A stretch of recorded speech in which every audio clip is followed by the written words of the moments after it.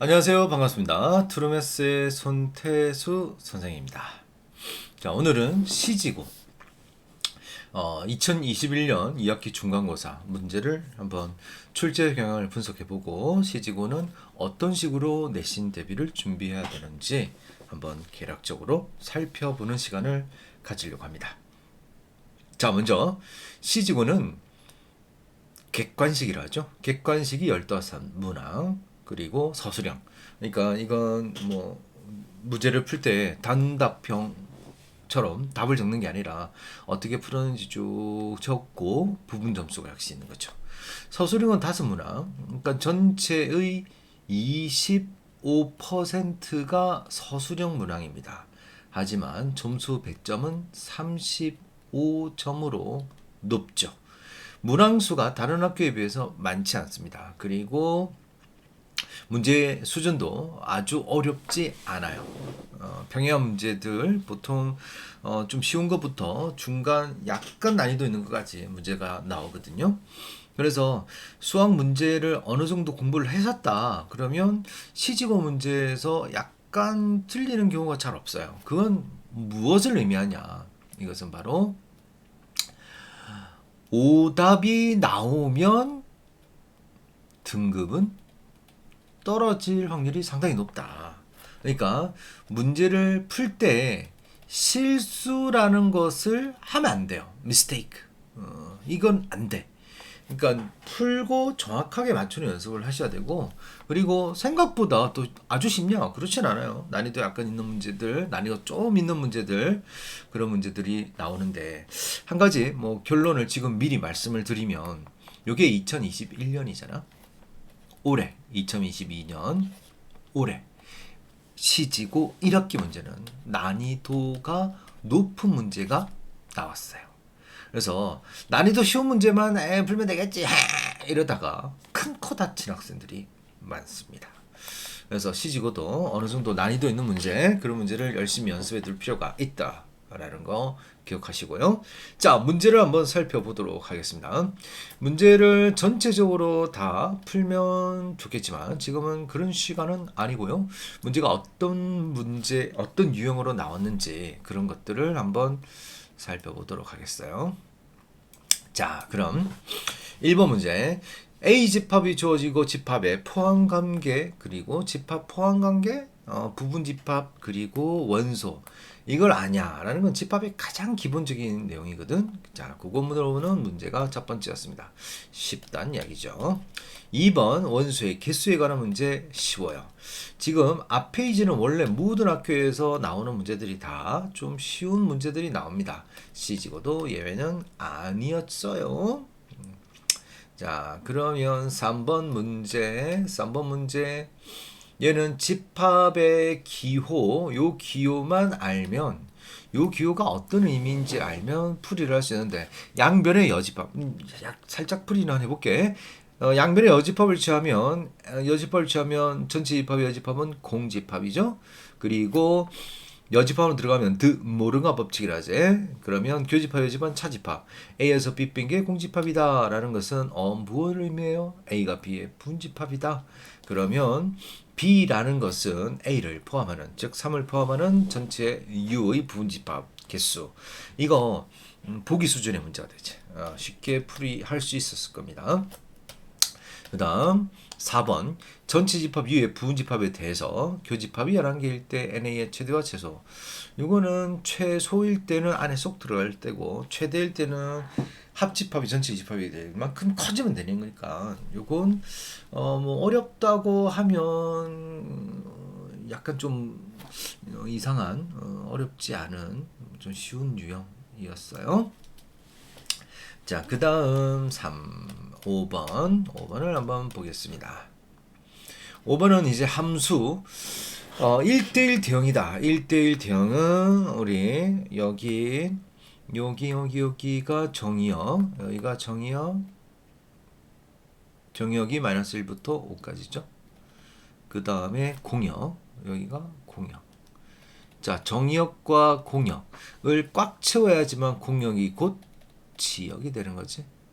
그래서 여기 출발해서 여기까지 오거나 아니면 위에서부터 밑으로 내려와야 되는데 기울기가 음수를 했으니까 내려오는 게 맞죠. 오케이. 이렇게 해서 문제를 풀면 되겠습니다. 좀 쉬웠던 유형이 되겠어요, 역시. 자, 그 다음 6번 문제. 6번 문제. 1대1 대응 항등하고 상수함수. 요거 중간 난이도 수준의 문제인데 문제 꽤 많이 나온 그런 유형이에요. 혹시 시험을 치지 않은 학생이라면 요 문제는 잘 봐두시고 요런 유형의 문제들이 나올 확률이 높죠. 자, 그리고 이게 도형의 이동입니다. X축 대칭, Y축 대칭. 요건 기본만 알면 풀 수 있는 쉬운 문제. 8번 역시 마찬가지예요. 8번 역시 요거 평행 이동을 한 뒤에 X축의 한 점과 만난다.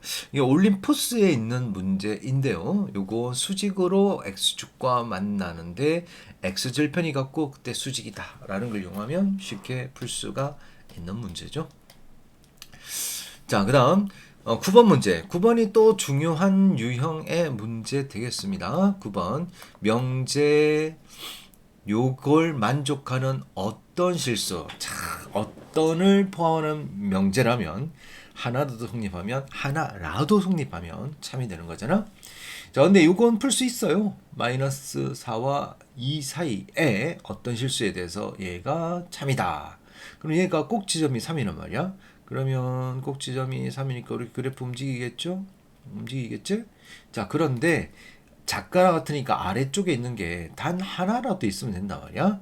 그러면 2에서 밑에 있기만 하면 조금만 들어도 되고 많이 들어도 상관없죠. 따라서 2의 함수 값이 0보다 작거나 같다. 요것만 했으면 된단 말이야. 오케이. 자, 그 다음 10번 문제. 자, 10번 실수 x에 대해서 얘가 q이기 위한 필요 조건. 자, p가 주어져. 필요 조건이야. 그러면 p에서 화살이 출발하면 충분 화살을 맞아서 p가 나면 필요 이렇게 되는 거지. p가 필요 조건이라면 화살을 맞아야 된다고. 그러면 P와 Q의 포함관계는 요런 포함관계가 되는 거죠. 그러면 P가 더 커야 되는 거지. 자, P를 풀면 이렇게 됩니다. Q는 여기가 이꼴 붙어 있고 이꼴이 없어요. 여기 이꼴 비어 있어야 돼. 자, 그러면 일단 A는 6보다 작거나 같다가 맞습니다. 요게. 그 다음에 A-3은 -2보다 커야 되는데 여기 큰 집합이 뻥 뚫려 있고 작은 집합이 꽉 차 있잖아. 그럼 얘가 이꼴이 붙었다 해봐. A-3이 -2라고 해봐. 그럼 A-3이 -2라고 하면 Q는 -2보다 같거나 그죠. -2 들어가지. P는 근데 -2가 안 들어간단 말이야. 그럼 어느 집합이 더 커? Q가 더 크지. -2도 포함하니까. 그럼 Q가 더 커야 된다고. 말이 안 되죠? 그래서 큰 집합이 뻥 뚫려 있고 작은 집합이 꽉 찼을 때 이 꼴은 붙으면 안 된다. 라는 거 기억하셔야 돼요. 그것만 알면 풀 수 있는 문제가 되겠습니다. 그래서 얘는 넘기면 A는 1보다 크다. 그래서 1보다 크면서 6보다 작거나 같으니까 최소는 2가 되는 거죠. 이해되나?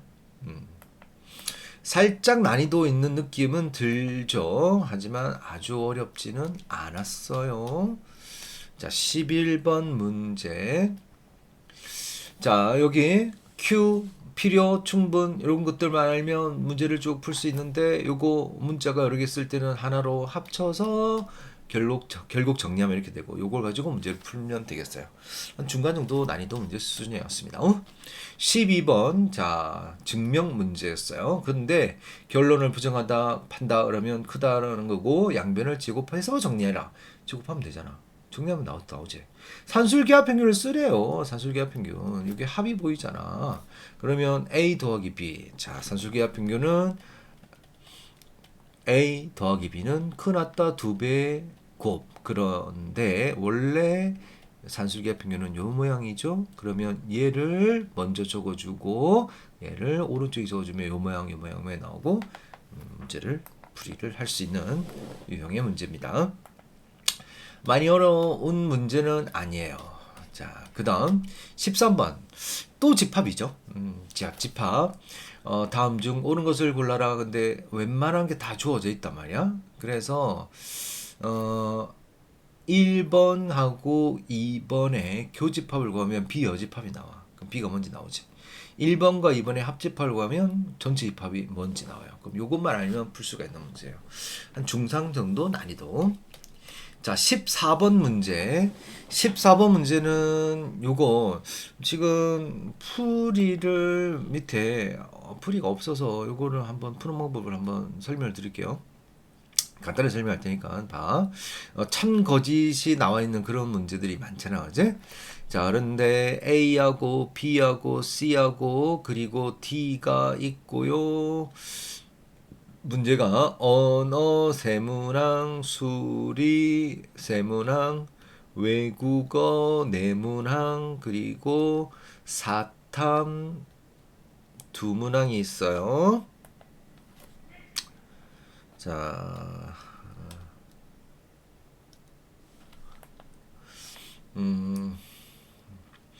그 다음에 D 이렇게 있고 그러면 개. 자, 언어가 세문항, 수리가 세문항, 내문항, 두문항. 자, 그리고 각 사람은 서로 다른 영역 세 문제씩만 풀었어요. 자, 근데 A는 언어 하나 풀고 외국어 하나 풀었어요. B는 수링이 아니라 수리 하나 푼 거죠. C는 사탐 하나 풀었고 D는 수리와 외국어를 풀었어요. 수리와 외국어를 풀고 만일 C가 언어 영역 문항을 풀었다고 할 때 언어도 풀었대요. 자, 이때 옳은 것을 찾아라. 그러면 보시면 외국어는 네 문항을 풀었기 때문에 BC가 외국어를 풀어줘야 돼. 근데 각각 세 문제씩 풀지 않았기 세 문제만 풀었기 때문에 C는 수리는 그럼 풀면 안 되죠. 근데 수리는 총 3명이 풀어야 되기 때문에 A가 수리를 풀 수밖에 없지. 그럼 A는 사탐은 안 푼 거야. 하지만 사탐이 B냐 C냐 D냐 그다음 언어도 하나 더 있어야 되는데 얘가 B냐 D냐는 알 수가 없어요. 하지만 정확하게 알 수 있는 것은 외국어는 B, C 다 푼 거고 그리고 수리가 A가 풀었다는 것을 알 수 있죠. 그래서 알 수 있는 것은 1번이 되겠습니다. 이렇게 문제를 풀이하시면 되겠어요. 어때? 이해 좀 되죠? 이렇게 테이블을 그리고 문제를 풀어야 하겠다라는 생각이 들면 되겠어요. 자, 15번 문제. 이게 객관식 제일 마지막 문제라서 좀 어려워 보이는데 시간만 좀 들어요. 자, 원을 일단 x축으로 마이너스 2만큼 변이동하고 x축 대칭을 해서 그 원이 있는 점을 q로 하자. 그럼 원 자체를 옮겨버리면 되지? 그리고 a점, b점이 주어져 있어요. a점, b점이 이렇게 주어져 있고 넓이가 제일 크다라는 것은 AB와 같은 기울기를 가지는 접선의 접점을 찾아주면 되지. 그지? AB의 기울기 나오잖아. 그러면 기울기가 주어져 있어요. 자, 그러면 여기에 수직인 직선을 쫙 그려서 수직인 직선과 원과 만나는 점을 찾아서 풀면 Q점이 나오지.